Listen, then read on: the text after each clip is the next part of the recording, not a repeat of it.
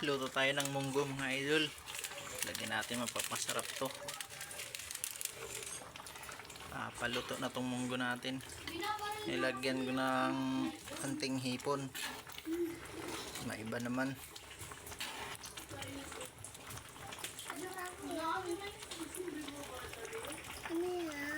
Munggo.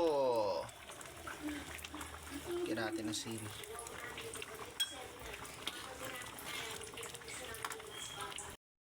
Lagyan natin ng dahon ng ampalaya. Daming ampalaya sa labas. Native na ampalaya. Hindi kaya papait to. Ang dami itong dahon ng ampalaya. Lagay ko. Kunting ano to, luto na to. Saglit lang maluto to. Ayos na. Ito na yung ampalaya natin. Yung ano, munggo.